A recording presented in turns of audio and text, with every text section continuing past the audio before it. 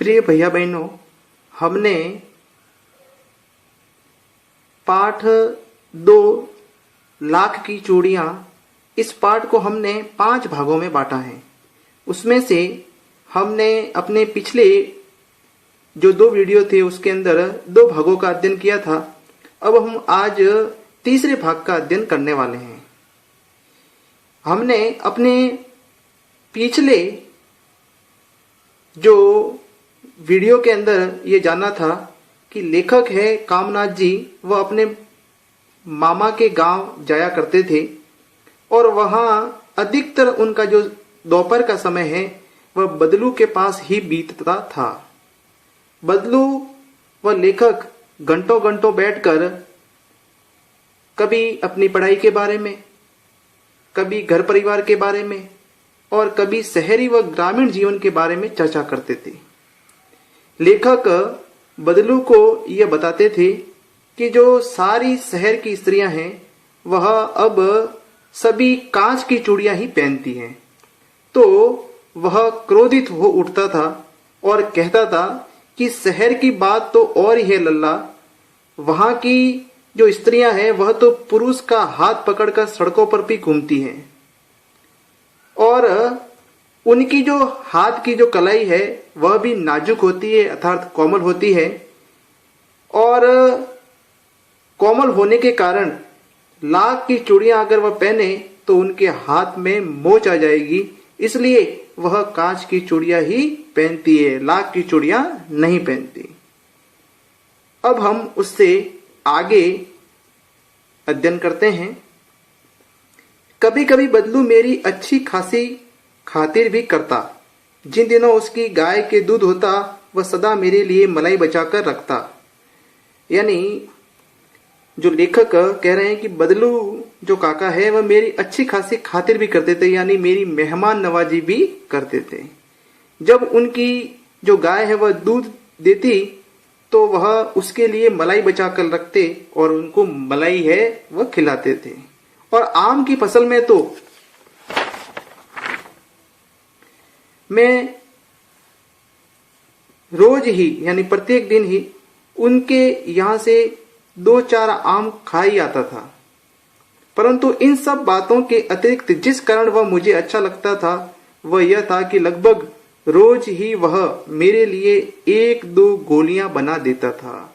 यानी लेखक कामनाथ जी कह रहे हैं कि उन बचपन के दिनों में यह जो बदलू काका है मुझे इसलिए अच्छा लगते थे कि वह प्रत्येक दिन रोज है वह मुझे 1-2 जो लाख की गोलियां हैं वह मुझे बनाकर देते थे, जो उस बचपन के अंदर मुझे बहुत अच्छी लगती थी।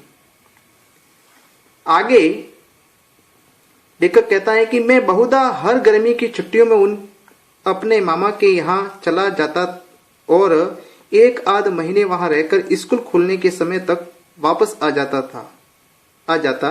परंतु 2-3 बार ही मैं अपने मामा के यहाँ गया होऊंगा, तभी मेरे पिता की एक दूर शहर में बदली हो गई और एक लंबी अवधि तक मैं अपने मामा के गांव न जा सका।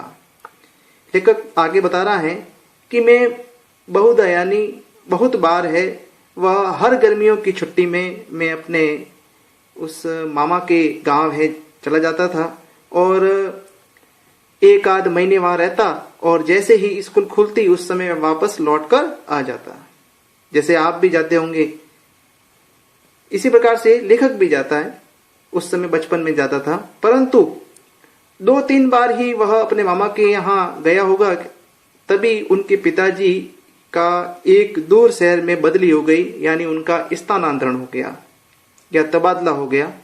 और लेखक इस कारण एक लंबी अवधि के बाद में अपने मामा के गांव गया, लंबे समय तक नहीं जा सका और उसके बाद में वह अपने मामा के गांव गया। तब लगभग 8-10 वर्षों के बाद जब मैं वहां गया तो इतना बड़ा हो चुका था कि लाख की गोलियों में मेरी रुचि नहीं रह गई थी। यानी अब जो लेखक है जो बड़े हो गए थे और बड़े होने के कारण जो लाख की गोलियों से खेलने की जो रुचि थी उसकी वह अब नहीं रही थी। अतः गांव में होते हुए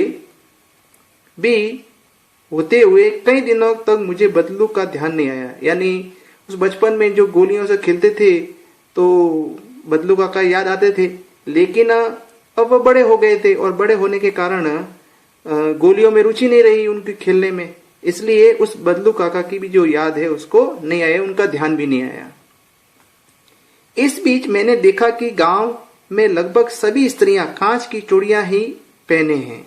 उसने देखा, लेखक ने, कि लगभग उस गांव में उसने देखा कि सारी स्त्रियां हैं वह कांच की जो चूड़ियां हैं वह पहनने लग गई हैं। विरले ही हाथों में मैंने लाख की चूड़ियां देखी, यानी बहुत कम एक आध किसी के हाथ में उसने जो लाख की चूड़ियां हैं वह देखी। तब एक दिन सहसा यानी अचानक मुझे बदलू का ध्यान हो आया। विद्यार्थी ध्यान दें, मैंने जिस प्रकार से कुछ शब्दों को जो अर्थ है लिखे हैं तो वह अपनी नोटबुक के अंदर भी लिखे हैं। बात यह हुई कि बरसात में मेरे मामा की छोटी लड़की आंगन में फिसलकर गिर पड़ी और उसके हाथ की कांच की चूड़ी टूटकर उसकी कलाई में घुस गई और उससे खून बहने लगा। मेरे मामा उस समय घर पर न थे, मुझे ही उसकी मरहम पट्टी करनी पड़ी। तभी सहसा मुझे बदलू का ध्यान हो आया। यानी लेखक कह रहे हैं कि काफी दिनों तक तो मैं वहां रहा, लेकिन मुझे उस बदलू काका का ध्यान नहीं आया। लेकिन अचानक एक दिन बरसात हुई और बरसात के अंदर जो मेरे मामा की जो छोटी लड़की थी वह आंगन में फिसल गई और फिसलने के कारण उसके हाथ के अंदर जो कांच की चूड़ी पहन रखी थी वह उसकी कलाई में घुस गई और उससे खून बहने लगा। और उस समय मेरे मामा घर पर नहीं थे, तो मुझे उसकी मरहम पट्टी करनी पड़ी। मरहम पट्टी करना यानी घाव पर दवा लगाना, पट्टी बांधना, इस प्रकार से लेखक को यह काम करना पड़ा। तभी उसे सहसा बदलू का ध्यान आया। यानी उस समय उसको याद आया वो चूड़ी को देखकर कि जो बदलू काका यहाँ रहते हैं और क्या करते हैं, लाख की चूड़ी बनाने का काम वह करते हैं। उस कांच की चूड़ियों को देखकर उस बदलू काका का उनको ध्यान आया और मैंने सोचा, लेखक ने सोचा कि उससे मिल आऊं, मैं जाकर उनसे बदलू जो काका हैं उससे मिलकर आ जाता हूं। अतः शाम को मैं घूमते घूमते उसके घर चला गया। बदलू वहीं चबूतरे पर नीम के नीचे एक खाट पर लेटा था। यानी जब लेखक को यह ध्यान आया कि मुझे बदलू काका से मिलने जाना है और वो वहां पर गए, तो उन्होंने जो घूमते घूमते उनका घर ढूंढते हुए वहां पर पहुंचे तो उन्होंने क्या देखा कि बदलू काका है वहीं चबूतरे पर एक नीम के नीचे एक खाट यानी चारपाई है, उसके ऊपर लेटे हुए हैं। और लेखक ने नमस्ते कर कहा, नमस्ते बदलू काका मैना। इस प्रकार से लेखक है उनको नमस्कार किया और वहां उनसे मिलने पहुंचे। आज के इस अध्याय में हम इतना ही पढ़ेंगे। अपने अगले वीडियो में इससे आगे का अध्ययन करेंगे। जो मैंने शब्दार्थ आपको अर्थ लिखे हुए नजर आ रहे हैं उनको अपनी नोटबुक के अंदर सभी भैया है वह कक्षा कार्य में लिखेंगे, और जो आज का जो गृह कार्य है वह मैं उसकी PDF फाइल आपको भेज रहा हूं। उसके जो उत्तर है वह भी अपनी नोटबुक के अंदर लिखें।